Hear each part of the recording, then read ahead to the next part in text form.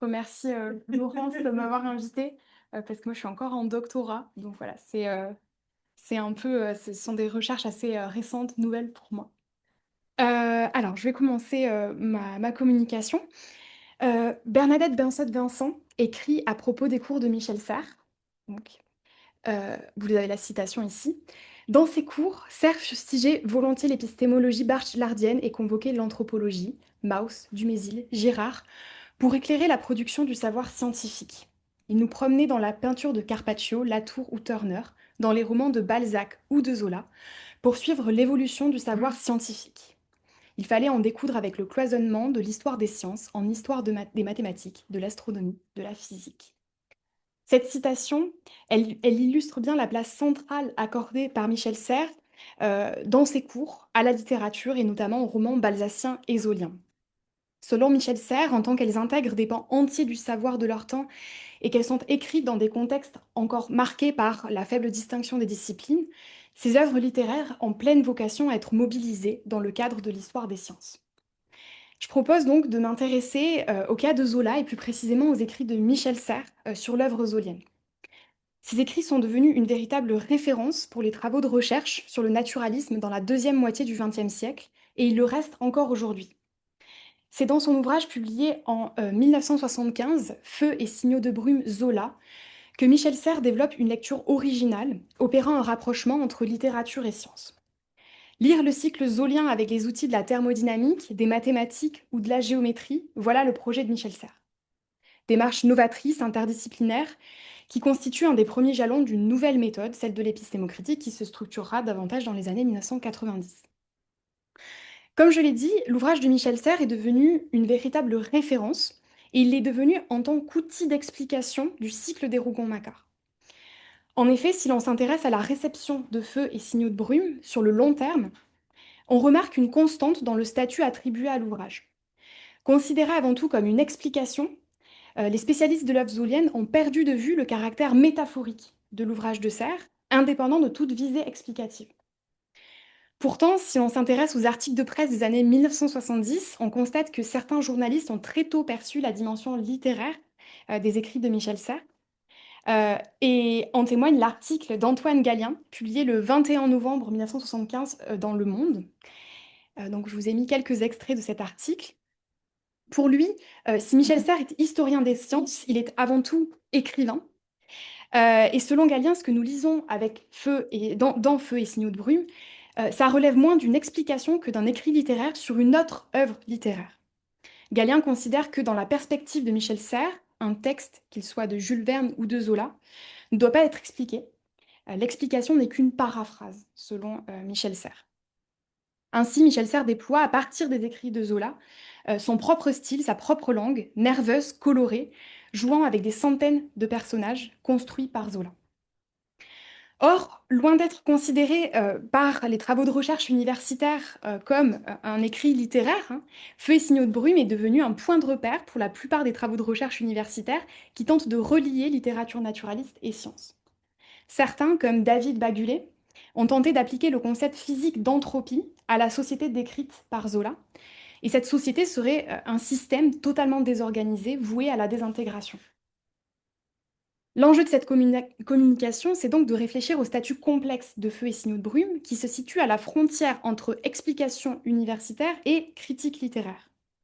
Par critique littéraire, j'entends un texte qui exprime un point de vue sur une œuvre littéraire, sans s'inscrire dans un cadre de recherche visant à produire une explication objective. Et je précise que j'entends critique littéraire au sens de critique elle-même d'ordre littéraire et non critique sur le fait littéraire. On peut alors se demander si les notions scientifiques convoquées par Michel Serres, telles que l'entropie ou la topologie, peuvent s'appliquer à l'œuvre zolienne en tant qu'outil d'explication. Et c'est ce que les travaux de recherche sur le naturalisme ont tenté de faire jusqu'à présent. J'essaierai de montrer que ces notions scientifiques ne peuvent pas toujours fonctionner comme des outils d'analyse, mais qu'elles acquièrent sous la plume de Michel Serres une fonction symbolique et métaphorique tout aussi intéressante. Si Zola ne trace pas à proprement parler de figures géométriques, il déploie toutefois un vaste imaginaire scientifique construit à partir de terminologies physiques et mathématiques. Feux et signaux de brume rend donc bien compte d'un sentiment général que l'on ressent à la lecture des Rougon-Macquart. Donc je vais commencer par un premier point, donc de la thermodynamique à la géométrie. Le concept qui a été principalement retenu par les chercheurs spécialistes du naturalisme, c'est celui d'entropie, que Michel Serres tire du domaine de la thermodynamique. L'entropie a eu un très grand succès et est devenue, sous la plume de nombreux chercheurs dans le domaine du naturalisme, l'essence de ce mouvement naturaliste. Et j'essaierai de montrer que ce concept a souvent été mal compris et qu'il a fait l'objet de déformations souvent réductrices. De plus, l'attention portée à ce seul concept a occulté d'autres aspects intéressants de Feux et signaux de brume, notamment la lecture géométrique du cycle que propose Michel Serres.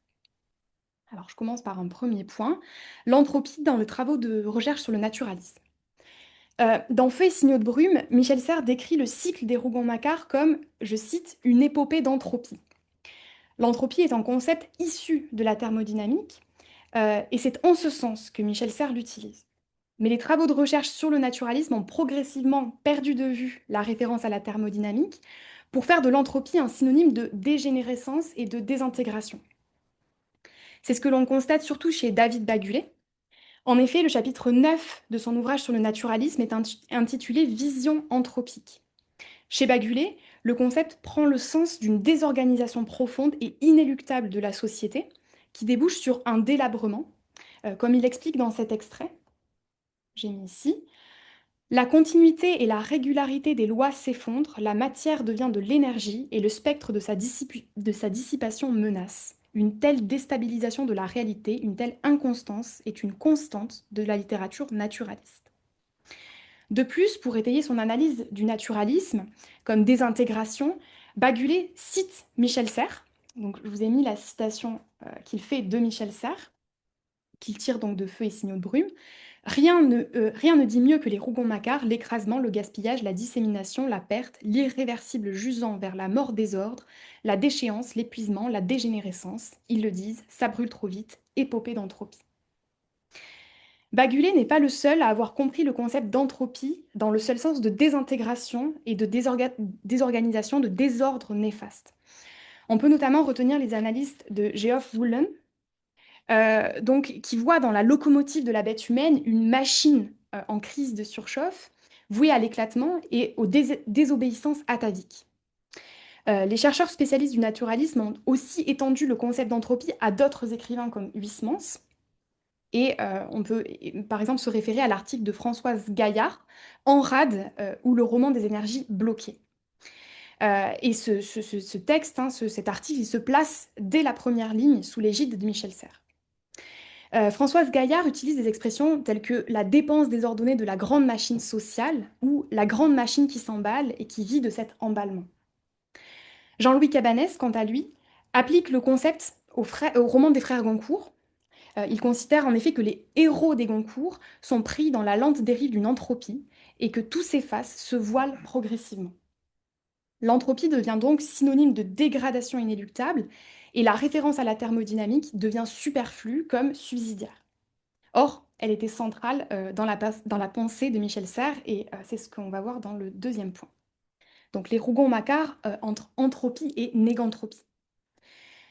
Chez Michel Serres, le concept d'entropie n'existe pas ex nihilo, comme c'est le cas dans la plupart des travaux de recherche sur le naturalisme. En effet, en tant que philosophe des sciences, Michel Serres possède une connaissance très précise et très complète de la thermodynamique. Chez lui, le concept d'entropie est donc étroitement lié à celui de négantropie, qui désigne le degré croissant d'organisation d'un système. Si l'on s'intéresse à ce que David Bagulet, que j'ai déjà cité, retient de l'ouvrage de Michel Serres, on remarque qu'il évacue complètement ce concept essentiel de négantropie, au point même de couper un passage fondamental de Feux et signaux de brume. Donc là, je vous ai mis le passage que j'ai déjà lu avec la suite, en fait, de la citation de Michel Serres. Donc on peut le relire. En gras, vous avez la suite que coupe Bagulet. Donc rien ne dit mieux que les Rougon-Macquart, l'écrasement, le gaspillage, la dissémination, la perte, l'irréversible, jusant vers la mort des ordres, la déchéance, l'épuisement, la dégénérescence. Ils le disent, ça brûle trop vite, épopée d'entropie. Et rien ne dit mieux, à l'inverse, le flot de vie, le courant générique, la confiance aveugle en ce que nous nommons désormais les forces de négantropie, le vivant, le discours, l'arbre et la science, le sperme et la lettre. L'entropie, sous la plume de Michel Serres, ne va donc jamais sans la négantropie. Et en effet, il serait réducteur de dire que l'œuvre zolienne se résume à une inéluctable dégradation, alors même que Michel Serres a très bien montré la dynamique contraire qui caractérise tout le cycle. Je vous ai mis 9 citations qui montrent ça, hein. Michel Serres écrit: Le vieillard est adolescent, la grand-mère est jeune fille, l'après-midi est l'aube. Donc Michel Serres a bien senti la constante dualité de la pensée zolienne. Par conséquent, si le concept d'entropie peut avoir une certaine pertinence, elle n'existe qu'en tant qu'on revient à l'analyse complète de Michel Serres. Il me paraît donc plus juste d'employer le double concept d'entropie-négantropie afin de rendre compte de façon plus rigoureuse du projet zoolien. Toutefois, si parler d'entropie-négantropie pour l'œuvre zoolienne est plus juste que de recourir au seul terme d'entropie, on peut s'interroger sur la réelle pertinence de ce concept dans le cadre d'une explication du cycle. En effet, il me semble que Michel Serres recourt à une terminologie très technique tirée de la thermodynamique pour rendre compte d'un phénomène que l'on pourrait décrire avec des termes plus courants, tels que dégradation, régénération. Pour comprendre cela, il faut revenir au sens premier d'entropie. Il s'agit d'une grandeur physique qui mesure le nombre d'états possibles d'un système au niveau microscopique. Plus l'entropie est grande, plus les états potentiels du système observé sont nombreux. Plus l'entropie est faible, plus ces états potentiels sont restreints. Or, Michel Serres n'utilise pas le concept d'entropie exactement dans ce sens. Il le transforme en lui attribuant une portée axiologique. Il associe une valeur morale, bonne ou mauvaise, à un phénomène physique qui en est dénué.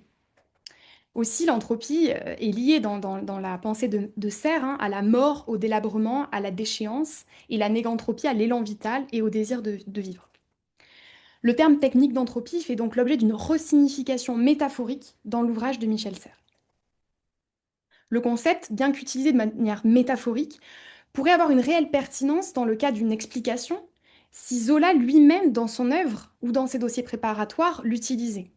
Or, les textes zoliens ne semblent pas laisser de traces d'une association consciente de la famille des Rougon-Macquart et de la société à un quelconque système thermodynamique.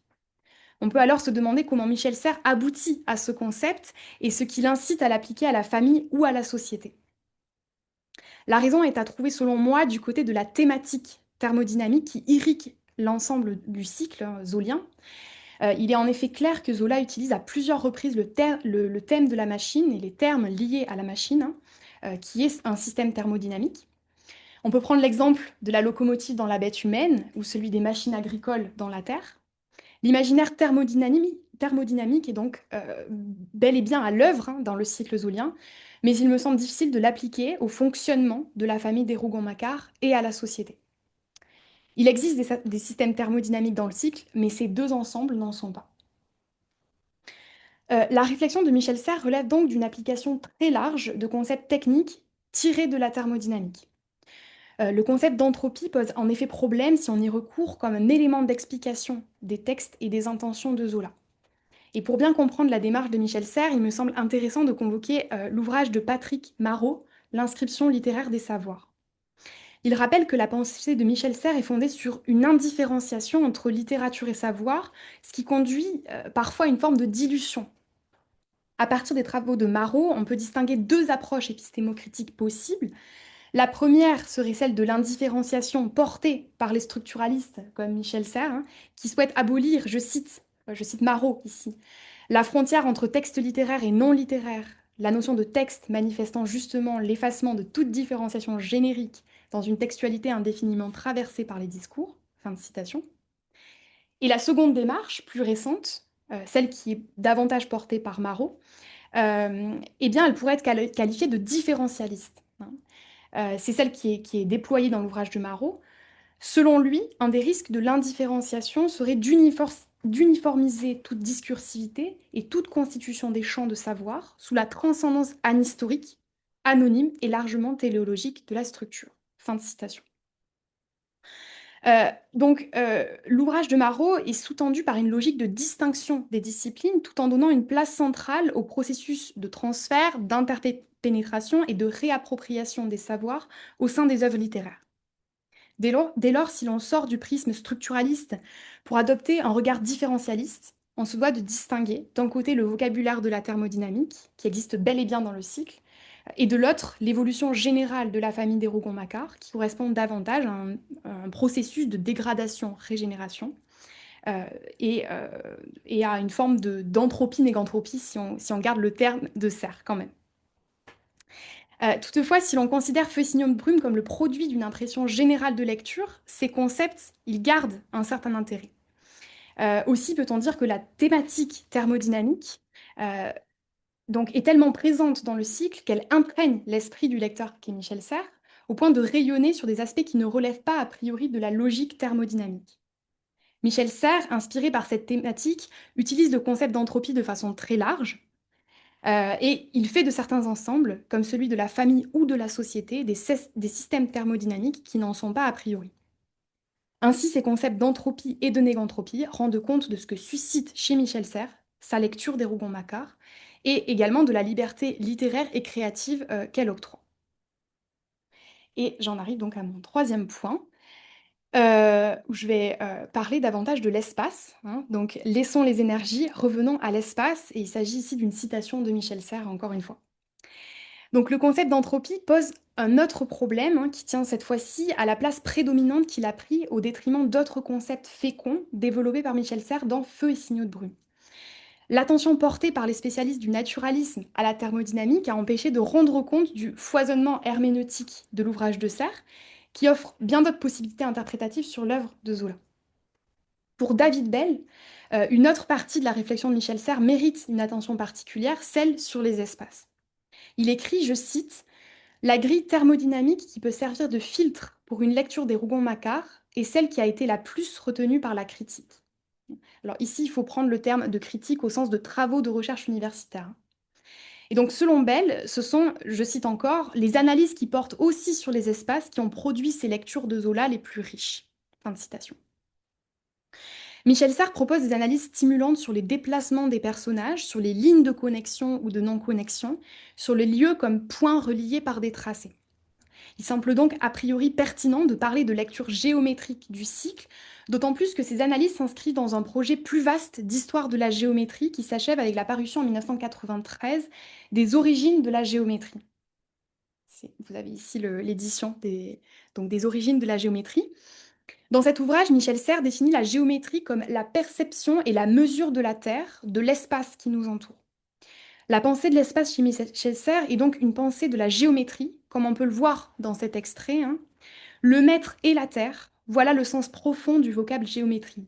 Nous n'avons plus la moindre idée ni perception d'une terre sans elle, avant elle ou privée de son étendue, dans la transparence homogène, nous baigne et traverse notre corps, couché ou dressé debout, étendant son envergure, de sa triple flèche longue, large et haute, si universelle que l'univers s'y plonge en entier. L'analyse de l'espace est donc une analyse géométrique chez Michel Serres, et c'est ce que je me propose d'examiner dans cette seconde partie. Donc point, tracé et ligne. Et je vais d'abord interroger les termes de géométrie et de topologie qui sont utilisés par Michel Serres.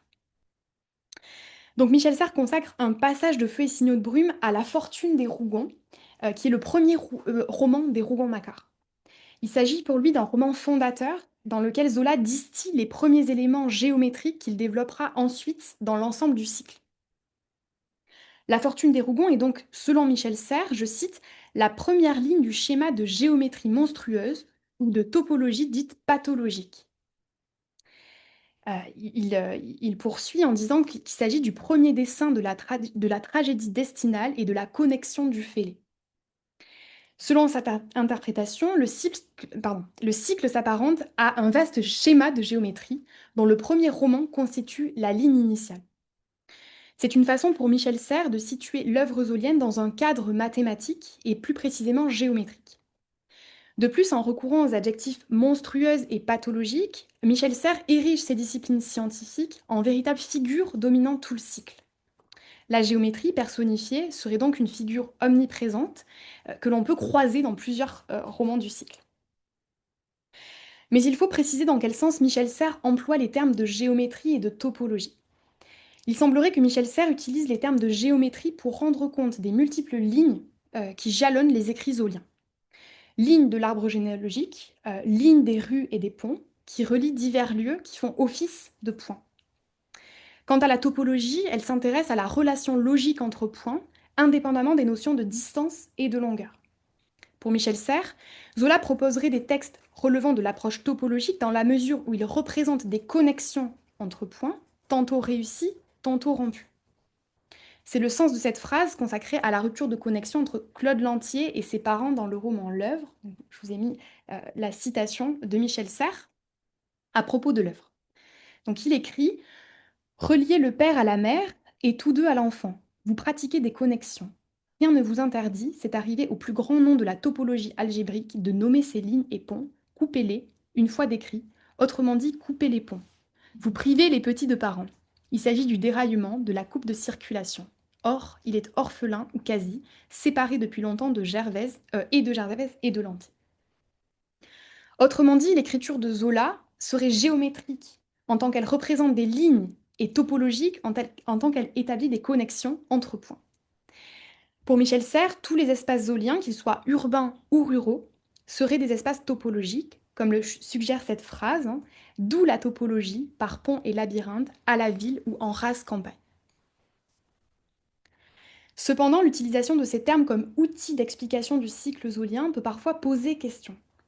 Peut-on vraiment parler d'une écriture géométrique et topologique pour parler des textes zoliens, pour expliquer les textes zoliens, dans le cadre d'une recherche universitaire? Il me semble difficile de conserver ces termes et je vais essayer de montrer pourquoi. D'une part, la présence des connexions ou de ruptures de connexions ne suffit pas à parler de topologie, en tout cas dans un sens mathématique.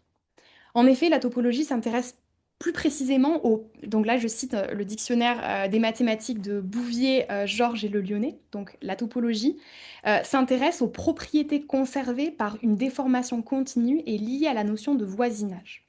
Fin de citation. L'idée développée par Michel Serres pourrait être exprimée dans un langage encore une fois plus courant, grâce au couple de termes liaison-déliaison ou connexion-non-connexion. D'autre part, ma réserve pour le terme de topologie provient de l'emploi équivoque qu'en fait Michel Serres. S'il lui donne parfois un sens mathématique, notamment quand il parle de topologie algébrique, il lui donne aussi un sens plus large. La topologie devient, sous la plume de Michel Serres, l'étude ou le discours sur les espaces. Comme le montre ce passage, vous avez ici. Donc ce qui est stable, invariant, universel, quelle que soit la culture en question, c'est le dire entre ou le dire parmi. Ce qui réunit ou sépare les variétés fermées ou connexes, catégorie fondamentale du discours de l'espace, de la topologie. Donc il y a une sorte de synonyme entre discours de l'espace et topologie ici, dans cette citation. Le terme de topologie revêt donc deux sens différents, ce qui produit une confusion entre la pensée de l'espace chez Zola et l'analyse topologique. Les deux termes ne doivent pas être pris pour synonymes. Peut-on néanmoins conserver ces termes? Doit-on nécessairement les évacuer? Comme j'ai déjà montré pour les concepts d'entropie et de thermodynamique, hein, il me semble que l'intérêt de la réflexion de Michel Serres, elle réside surtout dans son caractère, non pas dans son caractère explicatif, mais dans son caractère imaginaire, littéraire. Le mérite de Feux et des signaux de brume est de rendre compte d'un sentiment général de lecture et des images qu'elles produisent dans l'imaginaire de Michel Serres. La lecture des Rougon-Macquart laisse à l'esprit un ensemble de lignes et de figures mentales. Les romans abondent en vocabulaire géométrique, en description schématique, en déplacement de personnages. Et les dossiers préparatoires sont aussi ponctués de schémas représentant les lieux de l'action. L'idée d'une écriture géométrique a donc un sens si on prend le terme dans une acception large pour exprimer le sentiment global causé par la présence de lignes et de connexions dans l'œuvre zolienne.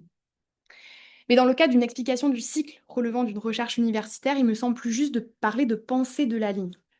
Donc c'est l'objet de ma deuxième et dernière partie, Zola et la pensée de la ligne. En effet, ce qui chez Michel Serres est une écriture géométrique ou topologique correspond à mon sens à un intérêt de Zola pour les lignes, qui se décline de multiples façons, excédant le cadre géométrique et topologique à proprement parler. Je me propose d'explorer les deux grands types d'espaces évoqués par Michel Serres, à savoir la ville et la campagne, à travers les romans L'œuvre et La Terre.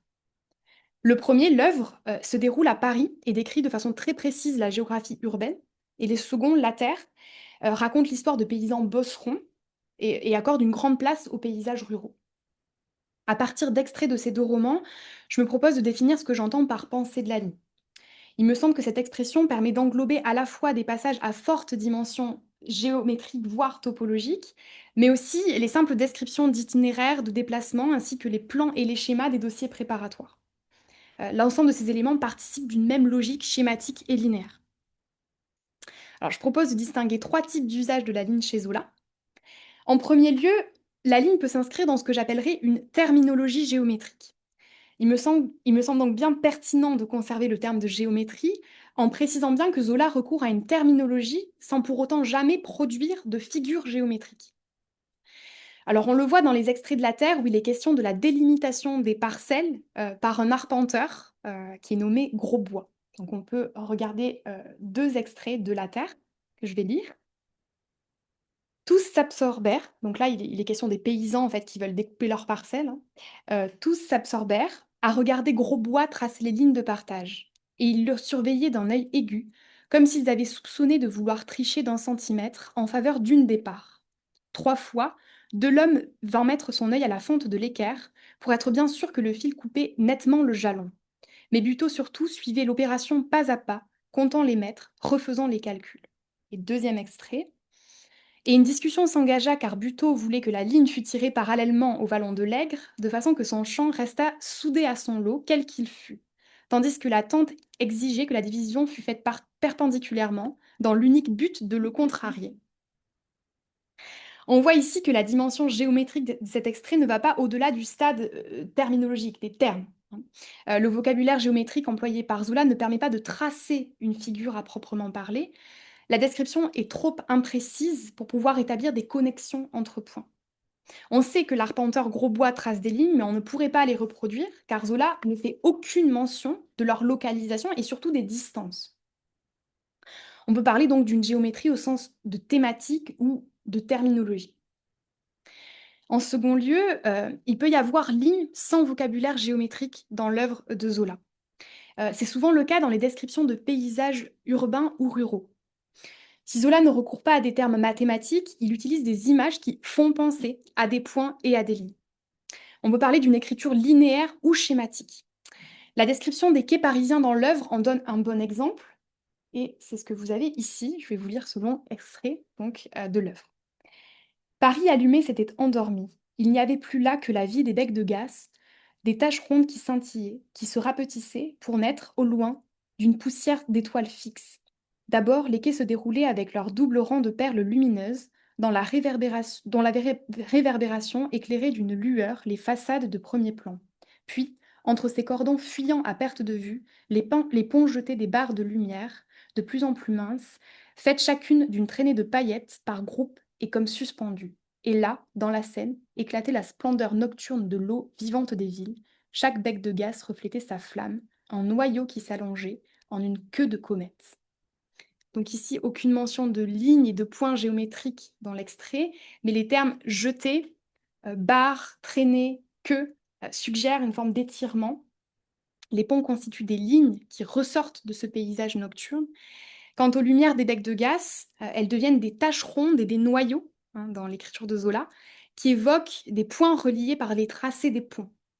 Le degré d'abstraction et de schématisation est plus important que dans l'extrait de la Terre que j'ai lu avant. Et il me paraît donc plus juste de parler d'une description schématique et linéaire que de description géométrique pour ce type d'extrait.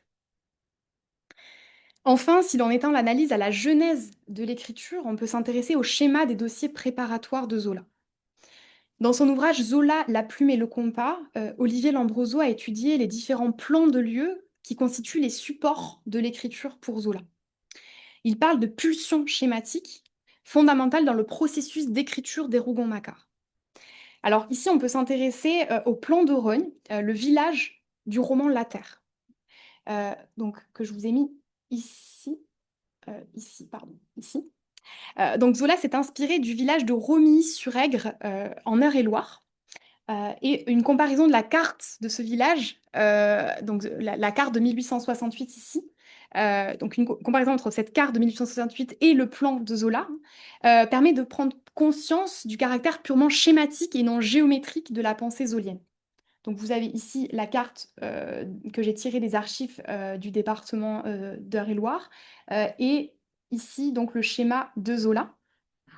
Et je vous ai mis en fait après mon schéma qui résume un petit peu, enfin qui simplifie les deux cartes. Donc ça c'est le schéma que j'ai fait qui simplifie la carte de 1868 tirée des archives. Et ça c'est le schéma que fait Zola à partir donc de la carte de 1868. En fait, on voit que loin de respecter les distances, Zola resserre, condense les axes, hein.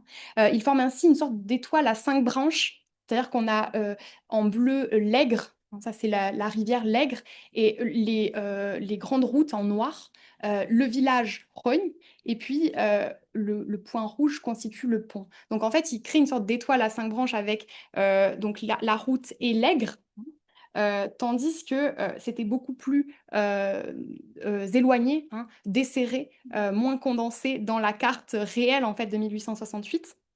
On voit également qu'il s'abstrait un petit peu de la vraisemblance, hein, de la réalité, puisque donc il situe le village de Rogne en fait sur la rive droite, alors qu'il est normalement dans la réalité sur la rive gauche de l'Ègre.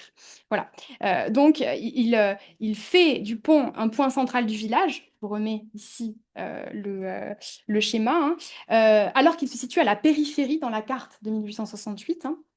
Il y a ici une sorte de logique de réduction à l'essentiel et de resserrement. De plus, Zola se défait des contraintes de vraisemblance, je l'ai dit, et de réalisme, hein, en situant le village sur la rive droite, alors qu'il est normalement placé sur la rive gauche de l'Ègre. Loin d'être une carte géométrique, le plan de Rogne est un schéma fictif. Les lignes relèvent plutôt d'une image mentale, hein, que d'une géographie réelle. Voilà. Et donc, je voudrais conclure en rappelant que Feu et signaux de brume est un véritable livre de référence pour les travaux de recherche sur le naturalisme. Michel Serres a su percevoir l'importance accordée par Zola à l'espace dans son cycle et a très bien mis en évidence l'imaginaire scientifique, tant physique que mathématique, qui a été à l'œuvre dans l'écriture de Zola. Les analyses de Michel Serres ont eu une influence importante sur les travaux universitaires consacrés à l'œuvre de Zola. Toutefois, il me semble important de dire que le statut de cet ouvrage nécessite d'être clarifié et d'être considéré pour ce qu'il est vraiment, à savoir un texte critique qui exprime un point de vue sur des impressions de lecture, plutôt qu'un véritable outil d'explication dans le cadre d'une recherche universitaire. Il me semble que la véritable fonction de Feu et signaux de brume est de rendre compte du sentiment que l'on ressent à la lecture des Rougon-Macquart et d'offrir des possibilités très ouvertes et très libres d'interprétation de ce cycle.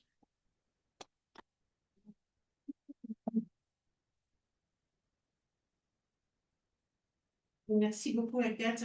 Enfin, je pense que c'est une mise au point très importante et intéressante parce que bon, le contexte, c'est quelle date, Fessy Proum? 1975. 75 et la Nouvelle Alliance? 80. Parce que c'est quand même un contexte d'époque, non? Enfin, je veux dire, la sortie de la Nouvelle Alliance, donc de Prigogine et Schneider, donc c'est quand même le moment où, voilà, le rapport entre science et littérature, enfin la possibilité d'une réconciliation entre science et littérature, elle est pensée justement à partir de la thermodynamique et de la pensée de Prigogine sur la négantropie, justement, et, voilà, et qui redonne une actualité extraordinaire au concept d'entropie, qui était déjà très à la mode depuis le 19e siècle, où il avait été complètement considéré comme synonyme de dégradation, décadence, dégénérescence, etc. Et donc j'ai l'impression quand même que cette lecture, toujours sous le regard de tous les spécialistes, mais il me semble quand même que c'est une lecture très datée, enfin datée dans le sens où elle dépend d'un contexte, euh, voilà, d'un contexte culturel, imaginaire, scientifique, de vulgarisation scientifique, etc., qui a porté le concept d'entropie au rang de concept voilà, multi-explicatif, en fait, qui explique tout et qu'on peut voir partout Oui. et qu'on voit partout. Et d'ailleurs, c'est ce qu'il dit, hein, il explique parfois dans ces termes-là, l'entropie est partout. Enfin, Oui, voilà. les poupées d'entropie, par exemple. Oui, voilà, Ouais, c'est... exactement. Et donc, là encore, en effet, un petit peu, enfin, ça rejoint un petit peu ce que disait peut-être Claire sur. C'est un peu différent. C'est un peu différent, mais beaucoup. Enfin, moi, je serais assez d'accord. Enfin, il faudrait que je relise, hein, il faudrait que je relise à la fois Zola et Serre, mais je suis sûre que j'aurais l'impression que maintenant, c'est complètement. Enfin, que c'est un phénomène d'époque, Oui. c'est une lecture d'époque. Donc, je ne sais pas ce que les autres en. Oui, c'est vrai, il faut y réfléchir, évidemment, reprendre aussi les termes de l'époque là, et des débats, et comment les termes ont migré aussi. C'est aussi le moment où on met, justement, grâce à Elisabeth Stengers, entre autres, on met en évidence le fait qu'il y a des migrations à Oui, les l'intérieur concepts des nomades, systèmes conceptuels. Ouais, qui publient aussi. Des images, des termes, des concepts, etc.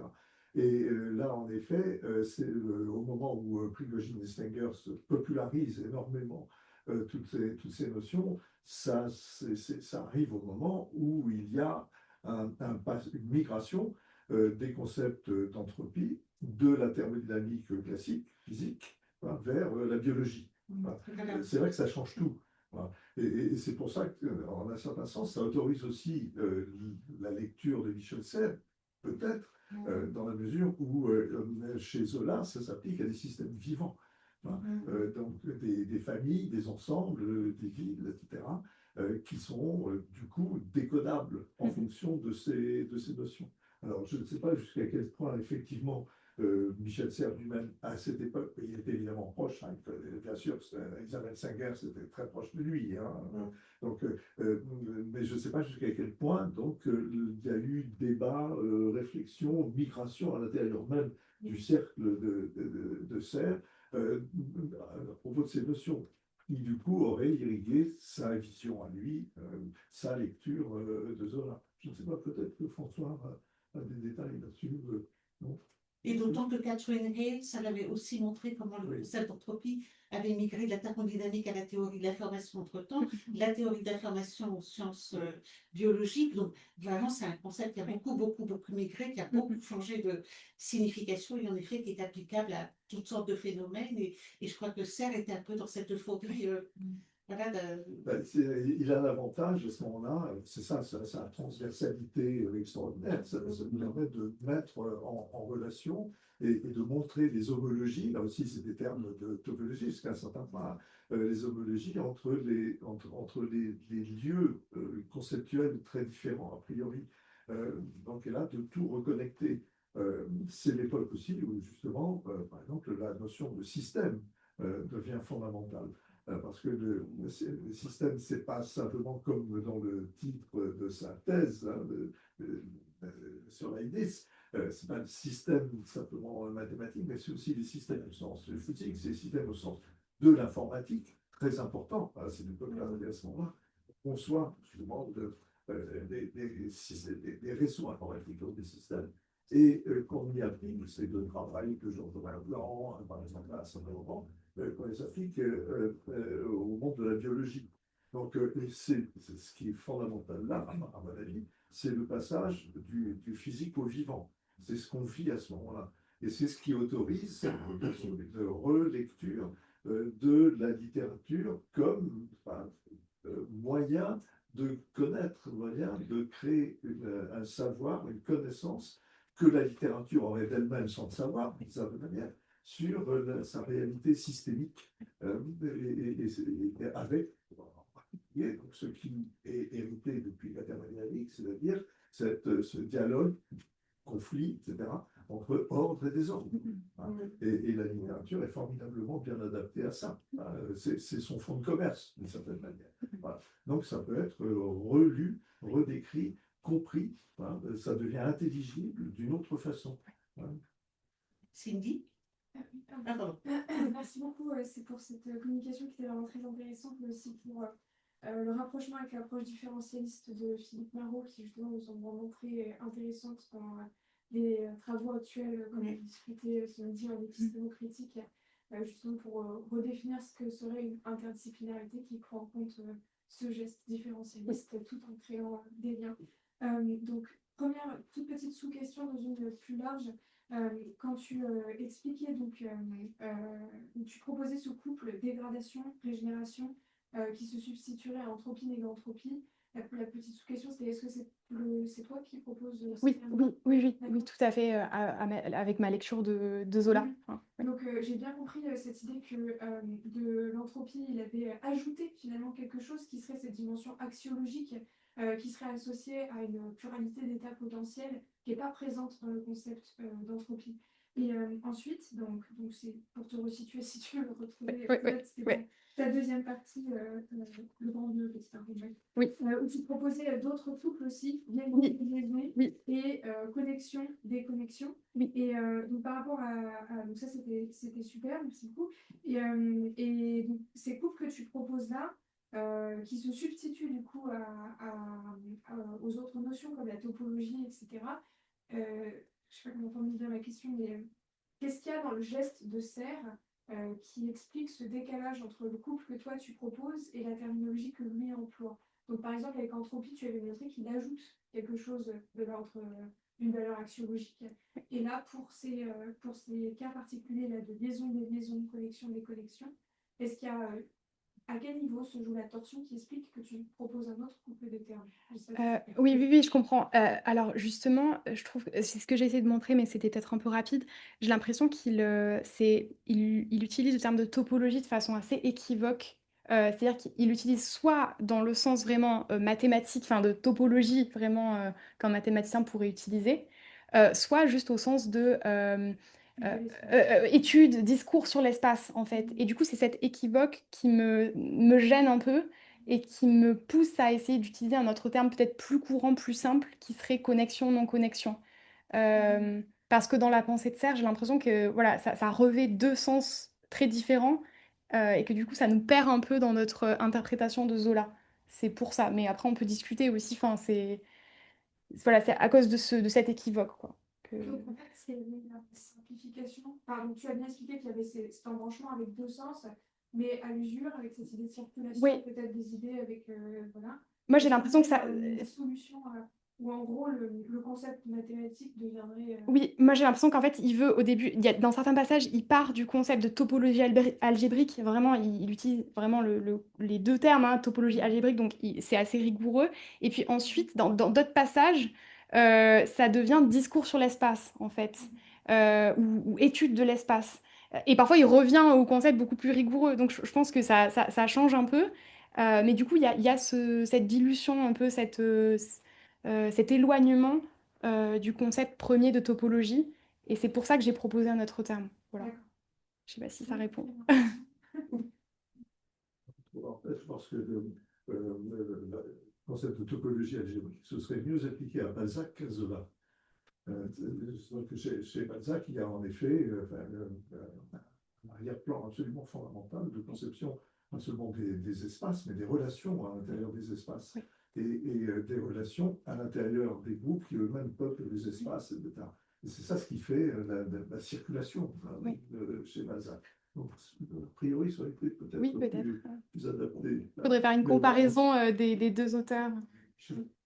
Bon, salut. S'il y en a qui ont envie de se lancer, oui, François. Oui, enfin, je ne sais pas si, effectivement, parce que tu sembles présenter comme bon, Prigogine, Spengler, la Nouvelle Alliance, comme vous l'avez présenté aussi un peu comme livre de Serre, vraiment l'esprit de l'époque, c'est-à-dire qu'il populariserait quelque chose qui est dans l'air du temps et voilà, de translation de concepts utilisés effectivement dans la physique. Mais moi, ça me semble, enfin, je sais pas, moi, c'est un livre, c'est sans doute le premier livre que j'ai lu de Serre, qui a été un choc. Mais peut-être que justement, je ne connaissais pas assez les études littéraires, et c'est la première fois que je vois, effectivement, dans une analyse littéraire, quelque chose qui fonctionne, là, des sciences à la littérature avec le principe de Carnot, de la thermodynamique. Pour moi, c'était effectivement une découverte et qui me semble là très innovante et qui n'a pas été bien reçue. Enfin, il faudrait étudier la réception de ce livre. Moi, je cite la réception de l'éditeur qui a reçu le manuscrit, c'est-à-dire Pierre Nora, et la lettre qu'il lui envoie, et que je vais vous lire l'extrait, et parce que c'est très drôle. On aura effectivement nous, effectivement, ces capacités extraordinaires, ces talents, mais d'ailleurs, personnellement, j'ai juste ce que j'ai dû faire pour qu'il accepte de refuser son manuscrit. Mais c'était, il n'en a pas voulu pour Gallimard. Donc, mon cher déjà Michel, été grassé. Qui chez Grasset. appris C'est Grasset. Je ne sais pas qui, mais c'est Grasset qui effectivement a pris l'ouvrage. Je ne sais pas C'est pas qui. qui chez Grasset. Ça doit être François Cerny. C'est Françoise Verdi, Oui, Françoise Verdi. Ça, c'est un livre, mais- Oui, Pas Françoise Françoise Verdi, Verdi, c'était qui n'est pas une spécialiste en anthropologie. Et donc, mon cher Michel lui dit donc, Pierre, Nora, à la réception du manuscrit. J'ai lu et beaucoup aimé plus de la moitié de ton manuscrit, que j'achèverai pendant le week-end pour en parler mardi prochain au comité de lecture. Je ne suis pas bien sûr que le livre soit fait pour la bibliothèque des sciences humaines, ni que la collection le serve bien, mais c'est éblouissant, caracolant, pétaradant, et même, par la réussite de la démonstration, presque fascinant. Le feu est décidément ton élément, et tu en es plein. Pas seulement le feu des thermodynamiciens, mais au sens où Condé et Diderot avaient un feu. Salut, capitaine des artificiers, en toute amitié. Alors, évidemment, vous avez vu la part humoristique, un peu sarcastique de Pierre Nora. Mais c'est dire un peu des résistances. Des résistances. Et je ne pense pas que, il faudrait voir plus précisément, je l'ai prévu, si chez Grasset, quand même, au grand éditeur, on ne peut que louer la professionnalité et la qualité, qui a d'ailleurs assuré à Serre des succès phénoménaux, hein, Parasite, Les Cinq Sens, je veux dire, c'est Grasset. Hein, bon. Et là, c'est resté quand même un livre qui est resté dans l'ombre, mais que je trouve effectivement exemplifiant la fécondité heuristique de Serre, incontestablement. Je suis complètement d'accord. Hein. Ouais. Je pense que c'est vraiment un livre qui a été hyper stimulant pour la pensée Oui. et qui montre comment la science, elle peut vraiment éclairer une démarche. Il y a deux démarches. Hein. Soit on se pose la question de savoir euh, si Zola a été vraiment, il a fait des lectures en thermodynamique, s'il a vraiment pensé ce rapport, une démarche un peu épistémocritique, en gros, pour le dire, ou alors on utilise ça, comme vous dites, comme un concept heuristique qui fait sortir des choses et voilà, qui permet de penser l'ordre, le désordre, qui permet de penser des tas de choses sans prétendre que Zola ait vraiment voilà, voulu dire ça ou voulu faire ça. Bon, voilà, c'est deux démarches un petit peu différentes. Mais ceci dit, c'est vrai que je l'ai trouvé hyper stimulant, ce livre. Donc, Ah oui, oui, complètement. Ouais. mais, C'est le livre qui avait bien marché chez les universitaires. c'est vrai.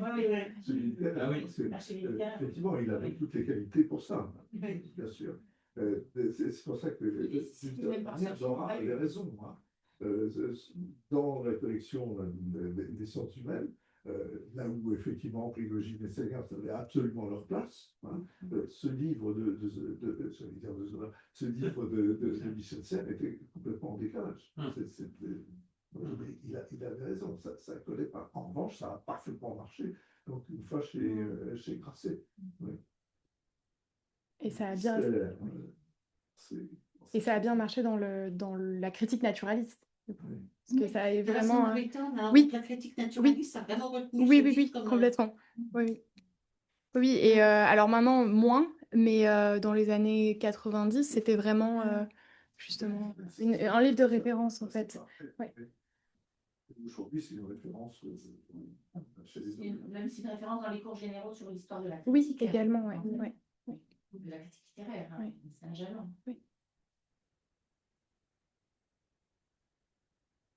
Pardon, vas-y. Non, Non, mais, Pierre, c'est pas- du coup, c'est vrai que je suis frappée, tu m'as posé la question, je te poserai la question un peu symétrique de la différence à 1 an de distance avec le livre sur Verne, qui fait aussi un usage, mais enfin, pas des mêmes concepts, et qui, pour le coup, et enfin, on le disait, a une réception beaucoup plus faible. Là, on voit bien comment la concept d'entropie est réapproprié pour les concours, voilà, pour tous, hein, pour licence. Or, ça ne fait pas école, alors que je trouve que tu soulignes des limites pour l'entropie, alors que moi je voyais des choses qui fonctionnaient au contraire. Donc, Pour l'entropie, du enfin, côté de Verne, de Verne, pas sur ouais, l'entropie. ouais, ouais. Donc, Alors pourquoi? Je sais pas, je pense il y a quand même chez Zola toute une réflexion sur la physique, la thermodynamique qu'on a quand même. Et donc je pense que la critique, elle s'en est emparée parce que ça a permis, enfin, l'ouvrage de Serre a permis de comprendre et d'expliquer des choses qu'on trouve chez Zola quand même dans ses dossiers préparatoires, mais je trouve de manière peut-être un peu, enfin pas tout à fait exacte parfois. Mais en tout cas, ça a été peut-être le premier à penser ces choses-là. Enfin, Sartre a été le premier à penser ça. Donc c'est pour ça qu'il a eu autant de succès, je pense, dans la critique naturaliste dans les années 90.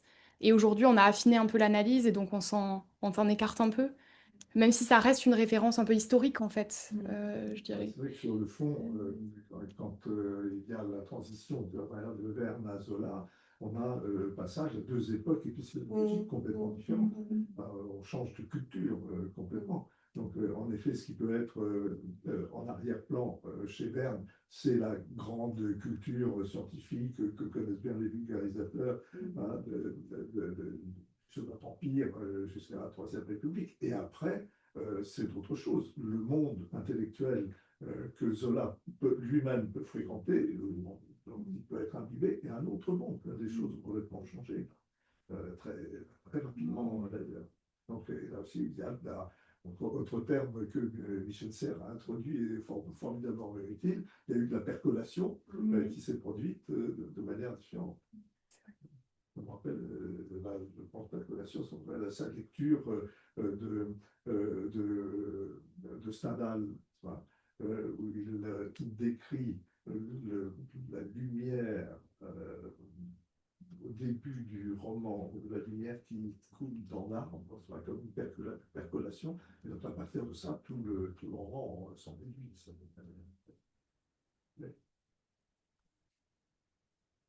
Donc c'est plus un bénéfice heuristique pour la théorie littéraire, non? Oui, moi, c'est comme ça que je le pensais, lis. voilà, au parasite, Oui. après, le parasite qui montre que le bruit peut être organisateur. Voilà, on est toujours dans ces théories-là, enfin, que ce soit chez Atlan, chez Prigogine, enfin, ça a été problématisé dans plein de sciences, en fait, à cette époque. Et ça a été, en effet, enfin, c'est un outil très puissant pour la critique littéraire. Et après, je ne sais pas si ça rend toujours ponctuellement très bien compte des Oui, textes c'est auxquels... ça. Bon, voilà. Mais comme je ne suis pas spécialiste de ces textes-là, donc je n'ose rien dire, mais j'ai quand même l'impression que souvent, voilà, ils se laissent Oui, emporter. s'emporter par Oui, un... heuristiquement, c'est toujours Complètement, c'est ça. voilà, hyper excitant. Et... Oui. Mais ça veut dire que dans l'itinéraire intellectuel de Michel Serres, il y a aussi des traversées encyclopédiques qui font qu'à certains moments, il est plongé dans un certain monde conceptuel, et puis ça se déplace, il passe à autre chose, ce qui lui suscite la création d'autres livres, et ainsi de suite. C'est une vie, une richesse formidable hein, qui bouge sans cesse. C'est pas une stratification de choses que, c'est pas comme ça que je vois. Il n'y a pas une stratification par accumulation des choses qu'il aurait acquises peu à peu. Il y a un déplacement constant, tout en gardant à chaque fois la mémoire et l'acquis de ce qu'il a pensé avant. Et ça irrigue de manière différente, avec une autre écriture, d'autres projets, etc., des textes différents. Ouais. Avec des fractures quand même. Et notamment celle dont je parlais tout à l'heure, celle de luminescence et de suivi. Là, il y a quand même une vraie fracture. Une fracture au moment de l'écriture de Luminescence, ça n'est plus le réemploi de concepts antérieurs, c'est ça? C'est-à-dire, et ça n'est plus le voyage dont parle Michel, et de voyage d'un livre à l'autre, d'un domaine à l'autre, qui l'amène, etc. Et il y a une vraie volonté de synthèse à partir de là. Oui, c'est ce dont je savais pas. Voilà, il a changé de régime. Pour moi, c'est ça. Parce que pour le coup, si je creuse un petit peu ce que tu disais, si j'ai bien compris, le concept d'entropie pour toi serait un temps donné qui finalement ensuite serait un moment de la pensée de Serre, mais ensuite serait un petit peu laissé il passerait à d'autres métaphores, d'autres enjeux.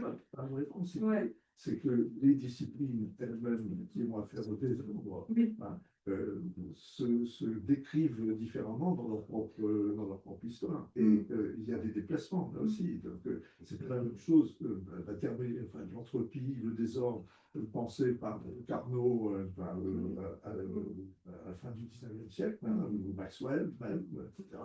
C'est pas la même chose que ce qui va porter le même nom, ou presque le même nom, dans les disciplines qui émergent, jusqu'à l'informatique, à la biologie, etc. Voilà. Donc, je crois que c'est ça ce qui se passe aussi. Ça bouge, hein, Oui. ça bouge et ça produit des effets différents. Et il faut faire attention aux termes aussi. Comme au point de départ, tous les termes évoqués vers la fin du 19e siècle, avec la dégénérescence, la décadence, et ainsi de suite. Donc tout ça, bien sûr, c'est relié d'une certaine manière à la lecture plus ou moins juste qu'on pouvait faire dans les milieux littéraires de ce qu'on décodait vaguement venant des sciences, hein, avec par exemple tous les textes à une certaine époque sur la mort du soleil, la Terre qui va disparaître, etc. Bon, c'est une traduction, là aussi, hein, le concept est également sérieux. Hein. C'est une traduction de quelque chose qui a un sens dans un contexte très limité et rigoureux, mais qui a en même temps une formidable fécondité dès que ça se déplace. Alors qu'on pourrait penser qu'au contraire, ça va l'affaiblir. Non, ça va faire quelque chose de beaucoup plus fort. Avec aussi, bien sûr, des contextes qu'il ne faut pas oublier, parce que tout ça, ça se passe dans des sociétés dans lesquelles il y a des conflits, des enjeux puissants. Toute la question de la décadence, de la dégénérescence, lorsque c'est traduit par Max Nordau, enfin, dans ce livre terrible, alors que lui-même avait fait partie des milieux décadents d'avant-garde. Hein. Donc, ensuite, il se retourne contre ça, fait cette dénonciation hein, de la dégénérescence. Donc, on voit là que ensuite ça va être évidemment repris dans des mouvements idéologiques qui vont être pas du tout littéraires, hein, mais du coup politiques et du coup réellement destructeurs. Donc il y a des généalogies qui sont à la fois conceptuelles, esthétique, mais également politique, social, etc. Et alors, c'est intéressant de voir comment, justement, Michel Serres est capable, en se concentrant sur un moment et une œuvre, de comprendre, de faire comprendre comment ces choses-là s'articulent, hein, simplement, et produisent de l'œuvre. Ouais. Et justement, si on discute avec, enfin, quand on discutait avec lui sur cette histoire, par exemple, de la dégénérescence et ces enjeux qui deviennent déformés et réappropriés idéologiquement, est-ce que sa réaction était de dire, ah ben oui, donc ça va changer des choses et donc je vais moi-même réutiliser le concept de dégénérescence un peu différemment? Parce que j'imagine que c'est le genre de discussion que tu pouvais avoir avec lui ou Oui, non, mais de la même manière qu'il ne s'impliquait pas, qu'il n'allait pas chercher des implications politiques larges, historiques larges, c'est pas des choses qui pouvaient accrocher pour nous. Ouais. Pas grave, Sophie, c'est ça. Je ne l'ai pas connu à cette époque-là, mais je pense que. Alors, on peut le regretter aussi, hein, mais Et d'autres formes de pensée. François. Mais on est effectivement, enfin, ce livre de 75, si on parle de la scansion qu'évoque Sophie, effectivement, est encore le premier cerf, c'est-à-dire le cerf de la topologie de ses travaux qui remontent même Laval et Clermont-Ferrand. Et donc, là, oui, il réemploie toute une série de thématiques très anciennes chez lui et qu'il connaît très très bien sur le plan scientifique. Et après, effectivement, il me semble que il va basculer vers la question du récit, avec justement une naissance, sur les récits, l'histoire Mais parce qu'on passe d'un contexte à un autre, c'est-à-dire que, et là il est très sensible au contexte qui est le sien, hein, vu sur le structuralisme, on n'est plus dans l'univers structuraliste, on est dans l'après. Et le retour du récit, moi, je le vois bien de discipline, hein, effectivement, et le récit était présenté comme quelque chose qui était pour l'histoire du grand-papa, pour les historicistes, etc. Il y avait la nouvelle histoire qui rompait justement avec, qui passait de l'histoire récit à l'histoire problème, disait Furet. Donc, voilà, avec Certeau, avec Paul Veyne, avec Ricoeur, on revient à la question du récit et à s'interroger sur le récit fondamentalement et à ne plus faire une séparation entre ce qui est de l'ordre de l'expliquer, de comprendre et de décrire. Il y a une espèce d'imbrication de ces trois niveaux et que des fois, évidemment, Ricoeur dans le récit, il y a trop volume, et ça participe de cela, et je pense que effectivement, ces textes postérieurs, aux années 80, La difficulté, je pense, c'était d'arriver à retrouver le récit sans faire de la littérature.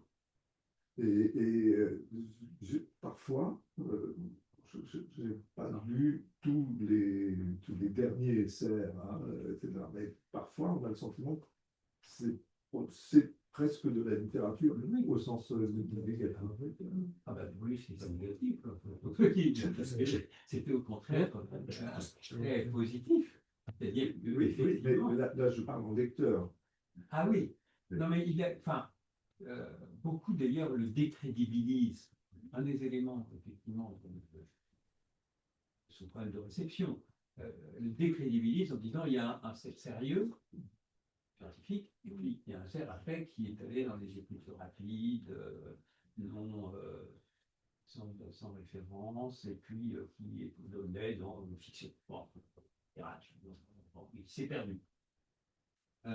C'est d'ailleurs, si ma mémoire est bonne, la manière dont le monde a rendu compte, de manière critique, de sa disparition. Disons qu'il y a pour la science et la de la campagne. Il y a eu une période, enfin moi je ne suis pas d'accord avec cette lecture-là. D'abord, la dépréciation de Michel de bien avant. Elle ne vient pas si tu veux, au moment où il publiait Zola, il était déjà